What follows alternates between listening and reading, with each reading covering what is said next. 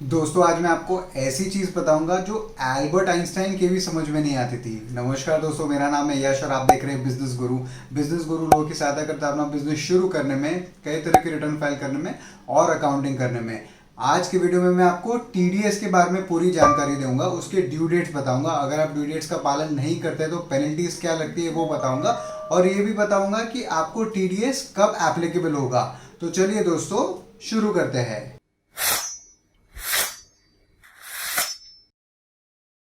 दोस्तों टीडीएस का मतलब है टैक्स डिडक्टेड एट सोर्स, और ये 1961 से इंडिया में लागू किया गया था। सरल भाषा में टैक्स डिडक्टेड एट सोर्स का मतलब ये है कि जब आप पेमेंट कर रहे हैं, मतलब जो सोर्स है पेमेंट का, वहां पे टैक्स कटना चाहिए और जो नेट पेमेंट है वही वो दूसरे पर्सन को मिलना चाहिए। इसका मतलब ये है कि समझो अगर आपको किसी को कमीशन पे करना है या कोई बंदा आपके लिए कुछ सेल कर गया है और आपको उसको कुछ कमीशन पे करना है, तो कमीशन पे करते टाइम ही समझो 80,000 रुपए कमीशन का अमाउंट है, तो 80,000 पेमेंट करते टाइम ही टीडीएस डिडक्ट करना पड़ता है। मतलब टैक्स को सोर्स पे ही काटा जाता है और उसका जो नेट पेमेंट है वही वो दूसरे पर्सन को किया जाता है। इसका मतलब है tax deducted at source.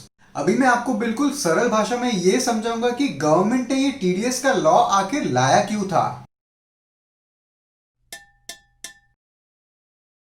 Income tax law का मतलब इनकम टैक्स एक्ट का एक बेसिक रूल ये है कि अगर आप किसी को कुछ पेमेंट करते हैं तो आपको उसका खर्चा मिलता है, मतलब आपको उसका डिडक्शन मिलता है, और सामने वाले को उसका इनकम बता के उसका रिटर्न फाइल करना पड़ता है। तो 1961 में जब ये लॉ लाया गया था तो तब कंप्यूटर्स का ऑब्वियसली कुछ इतना यूज नहीं था, तो बहुत बार ऐसा होता था कि जब भी कोई पेमेंट करता था तो वो तो उसका खर्चा ले लेता था, पर जिसको पेमेंट किया गया था वो उसका रिटर्न फाइल करके उसका इनकम डिक्लेयर नहीं करता था और गवर्नमेंट को वो टैक्स कभी मिलता ही नहीं था। एक छोटे से एग्जांपल से समझाता हूँ। समझो आपने मिस्टर श्याम को रखा है और वो आपकी सीईओ है, मतलब चीफ ऑपरेटिंग ऑफिसर है, और उनकी सैलरी 30 लाख रुपए है। तो ऑब्वियसली 30 लाख रुपए की सैलरी पे टैक्स तो बनता है, और आप अगर उनको पेमेंट करते हैं, समझो अगर टीडीएस नहीं होता और आप उनको 30 लाख की 30 लाख पेमेंट कर देते और वो कोई रिटर्न फाइल नहीं करते, तो वो 30 लाख पे जो टैक्स ड्यू है, जो मिस्टर श्याम को फाइल करना चाहिए और इनकम डिक्लेयर करना चाहिए, वो गवर्नमेंट को कभी भी नहीं मिलता और वो टैक्स का एवेजन मतलब टैक्स की चोरी हो जाती।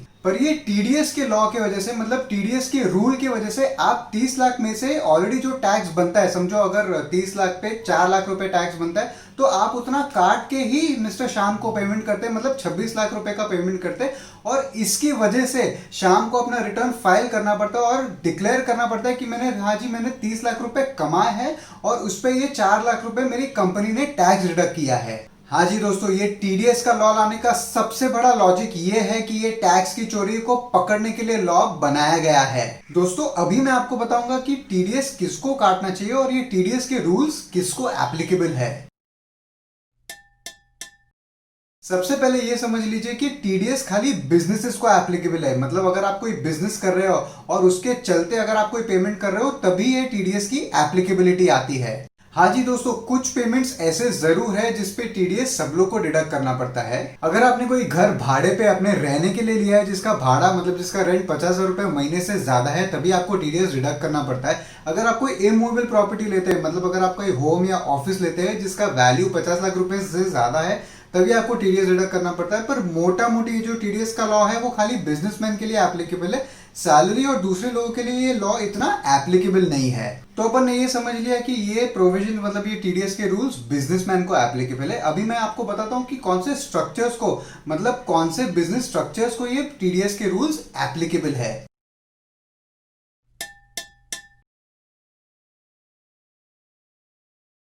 अगर आपके पास प्राइवेट लिमिटेड कंपनी या एलएलपी मतलब लिमिटेड लायबिलिटी पार्टनरशिप या पार्टनरशिप फर्म या पब्लिक लिमिटेड कंपनी है, आपको टीडीएस डे 1 से एप्लीकेबल है। अगर आप कोई इंडिविजुअल या एचयूएफ है तो आपके लिए टीडीएस तभी एप्लीकेबल होगा जब भी आपका पिछले साल का टर्नओवर 1 करोड़ से ज्यादा है, और अगर आप कोई प्रोफेशनल है, मतलब अगर आप कोई आर्किटेक्ट है तो आपका टर्नओवर 50 लाख से ज्यादा है, तभी आपके लिए अगले साल में टीडीएस एप्लीकेबल होगा।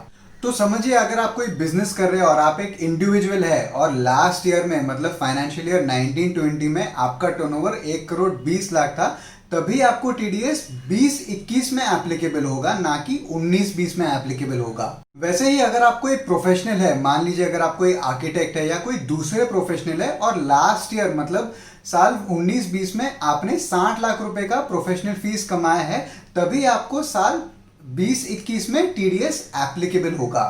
तो अगर आप कोई इंडिविजुअल या एचयूएफ है तो आपको पिछले साल का डेटा देखना होगा और उसके हिसाब से आपको देखना होगा कि मुझे अगले साल टीडीएस एप्लीकेबल है कि नहीं। तो पिछला वाला एग्जांपल कंटिन्यू करते हैं और मान लीजिए आप एक बिजनेसमैन है और एक इंडिविजुअल है और 1920 में आपका टर्नओवर 1 करोड़ 20 लाख था, तो उसके चलते 20-21 में आपको टीडीएस एप्लीकेबल है। पर 20-21 में बिजनेस डाउन था और टर्नओवर खाली 40 लाख रुपए हुआ, तो 21-22 में आपको टीडीएस एप्लीकेबल नहीं है और कोई भी पेमेंट में आपको टीडीएस डिडक्ट करने की कोई जरूरत नहीं है। दोस्तों अभी मैं आपको बताऊंगा कि टीडीएस कौन से पेमेंट्स पे आपको डिडक्ट करना है, मतलब टीडीएस कौन से पेमेंट्स पे एप्लीकेबल है।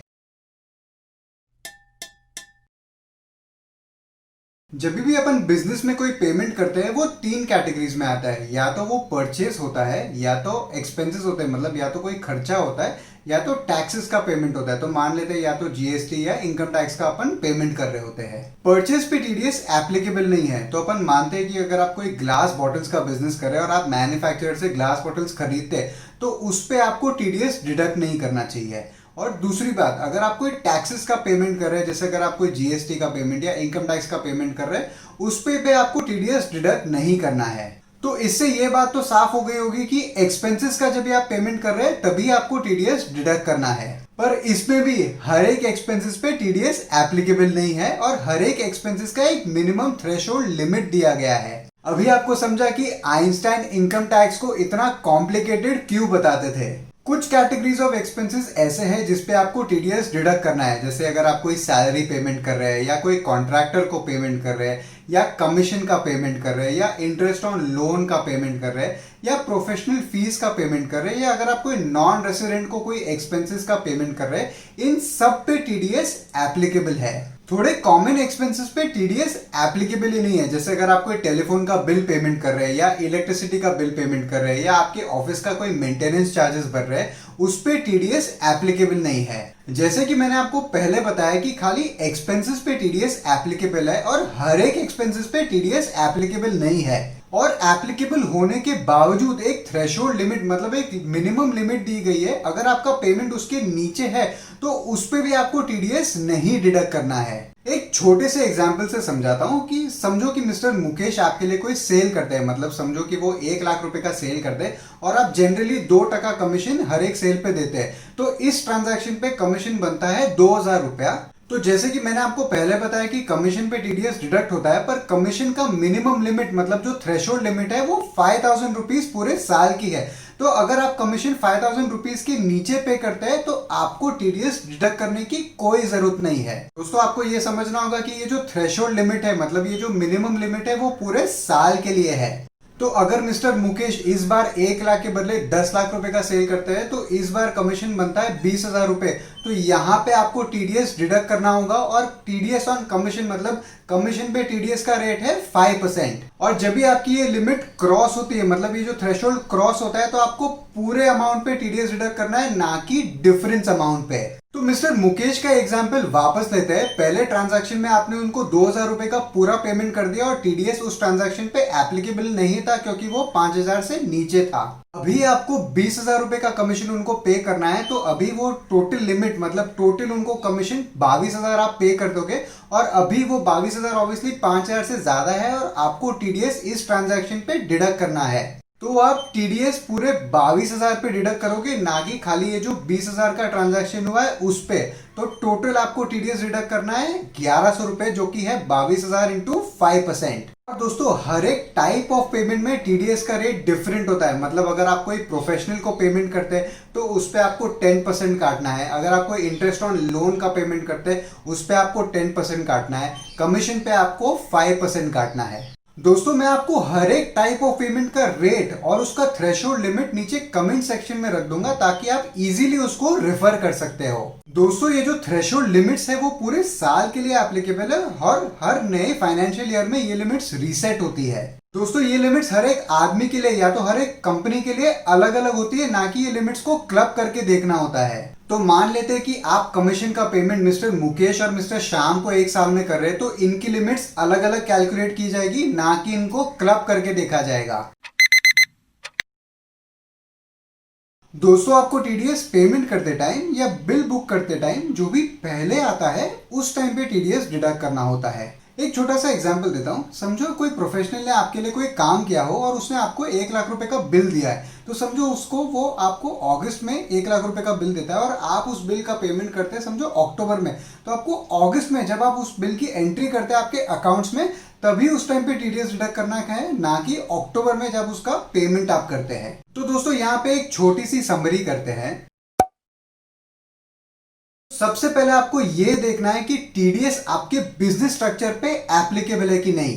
Private limited company, LLP, partnership firm और पब्लिक लिमिटेड कंपनी को टीडीएस डे 1 से एप्लीकेबल है। अगर आप इंडिविजुअल या एचयूएफ है तो आपको पिछले साल का टर्नओवर देखना है और फिर आपको पता चलेगा कि अगले साल टीडीएस आपको एप्लीकेबल है कि नहीं। पर यहाँ पे एक खासा ध्यान ये रहे कि टीडीएस ऑन सैलरी और नॉन रेसिडेंट को अगर आप कोई पेमेंट करते हैं तो टीडीएस अगर आप इंडिविजुअल या एचयूएफ है तो भी आपको एप्लीकेबल है। अगर आप एक इंडिविजुअल या प्रोप्राइटरशिप या एचयूएफ है तो आपको पिछले साल का टर्नओवर देखना है और उसके हिसाब से समझना है कि ये साल आपको टीडीएस एप्लीकेबल है कि नहीं। दोस्तों आपको एक खास ध्यान जरूर यहाँ पे रखना होगा कि अगर आप इंडिविजुअल या एचयूएफ या प्रोप्राइटरशिप हो तो आपको टीडीएस ऑन सैलरी और टीडीएस ऑन नॉन रेसिडेंट, मतलब अगर आप कोई सैलरी का पेमेंट कर रहे हो या कोई नॉन रेसिडेंट को पेमेंट कर रहे हो तो आपको टीडीएस डे 1 से एप्लीकेबल है। अभी तीसरा, जैसे मैंने आपको बताया कि हर एक पेमेंट पे टीडीएस एप्लीकेबल नहीं है, तो अगर आप कोई एक्सपेंसेस का पेमेंट कर रहे हैं और पर्टिकुलर टाइप ऑफ एक्सपेंसेस मतलब कुछ एक्सपेंसेस पे ही टीडीएस एप्लीकेबल है। और लास्ट चीज आपको ये चेक करनी है कि अगर आपका पेमेंट थ्रेशोल्ड लिमिट मतलब जो मिनिमम लिमिट दी गई है उससे ज्यादा है, तभी आपको टीडीएस डिडक्ट करना है। चकरा गए? ओ भाई मारो मुझे, मारो मुझे, मारो नहीं, ये मजाक हो रहा है। एक सेकंड यार, मजाक हो रहा है। अभी आपको समझेगा कि एक सीए का जॉब इतना हार्ड क्यों होता है, क्योंकि लॉज ही इतने कॉम्प्लेक्स बनाए गए कि बहुत सारी चीजें चेक करनी पड़ती है। पर दोस्तों टीडीएस सुनने में कॉम्प्लिकेटेड लगता है पर इसको अप्लाई करना बहुत इजी है। तो अगर आप 1-2 बार उसको अप्लाई कर लोगे तो इजीली समझ जाओगे कि टीडीएस कैसे काम करता है। अभी आते हैं पेमेंट्स और रिटर्न फाइलिंग की ड्यू डेट्स के ऊपर। तो दोस्तों टीडीएस की ड्यू डेट है अगले महीने की 7 तारीख। तो अगर आपने जुलाई में जो टीडीएस डिडक्ट किया होगा वो आपको 7 अगस्त या 7 अगस्त के पहले पेमेंट करना है। मार्च मंथ थोड़ा सा स्पेशल है, इसके लिए थोड़ा ज्यादा टाइम दिया गया है। तो मार्च महीने में जो भी आप टीडीएस डिडक्ट करेंगे उसका ड्यू डेट है 30 अप्रैल। टीडीएस के पेमेंट्स के साथ टीडीएस का रिटर्न फाइल करना भी बहुत जरूरी है और टीडीएस के रिटर्न क्वार्टरली मतलब 3 महीने में एक बार फाइल होते हैं। तो क्वार्टर खत्म होने के बाद अगले महीने की जो लास्ट तारीख है वही वो रिटर्न का ड्यू डेट है। तो अप्रैल में जून के क्वार्टर का ड्यू डेट है 31 जुलाई। यहाँ पे भी लास्ट क्वार्टर को थोड़ा सा ज्यादा टाइम दिया गया है, तो मतलब जो जैन से मार्च का क्वार्टर है उसका ड्यू डेट है 31 मई। दोस्तों ये बात थोड़ी सी ध्यान से सुनना। आपको पता होगा कि कोई भी लॉ आता है तो अगर आप कोई लॉ का पालन नहीं करोगे तो उसकी पेनल्टी होती है। तो अगर आप टीडीएस का पेमेंट लेट करते हो गवर्नमेंट को तो आपको 18% इंटरेस्ट चुकाना पड़ता है। और अगर आप टीडीएस का रिटर्न लेट फाइल करते हो तो आपको 200 रुपया पर डे का पेनल्टी लगेगा। दोस्तों टीडीएस का पेमेंट टाइम पे करने के साथ रिटर्न फाइल करना टाइम पे बहुत जरूरी है। मैंने खुद लोगों को लाखों रुपया पेनल्टी खाली लेट रिटर्न फाइल करने के लिए पे करते हुए देखा है। और दोस्तों टीडीएस में 2 टाइप के रिटर्न होते हैं। एक जो रिटर्न होता है सैलरी पे, मतलब जो आप टीडीएस सैलरी पे डिडक्ट करते हैं उसके लिए आपको एक रिटर्न भरना होता है, और एक जो सैलरी के अलावा आप टीडीएस डिडक्ट करते हैं उसके लिए एक अलग से रिटर्न जाता है। और एक और बात खासा ध्यान रहे कि टीडीएस का रिटर्न फाइल करने के बाद आपको टीडीएस सर्टिफिकेट्स जनरेट करने पड़ते हैं, और अगर आप ये टीडीएस सर्टिफिकेट्स जनरेट नहीं करोगे तो उसके लिए भी अलग से पेनल्टी है। तो दोस्तों आशा करता हूं कि आपको हमारे वीडियो के माध्यम से टीडीएस थोड़ा समझ में आया होगा और आपको ये भी पता चला होगा कि एल्बर्ट आइंस्टाइन इनकम टैक्स को इतना कॉम्प्लिकेटेड क्यों बोलते थे। दोस्तों अगर आपको ये वीडियो पसंद आया तो इसको एक लाइक कर दो। अगर आपको लगता है कि ये वीडियो में दम है और आपको इसको शेयर करना चाहिए तो आपके दोस्तों के साथ इस वीडियो को शेयर कर दो और हमारे चैनल को सब्सक्राइब करना मत भूलना। दोस्तों ये वीडियो देखने के बावजूद अगर आपको टीडीएस पे कोई भी डाउट है तो आप हमारे बिजनेस एडवाइजर से निःशुल्क मतलब फ्री में कांटेक्ट कर सकते हैं। उन बिजनेस एडवाइजर्स का नंबर मैं यहाँ पे कमेंट सेक्शन में डाल दूंगा, आप उनको कांटेक्ट करके अपने डाउट्स इजीली पूछ सकते हो। अगली बार मिलेंगे दोस्तों, जय हिंद।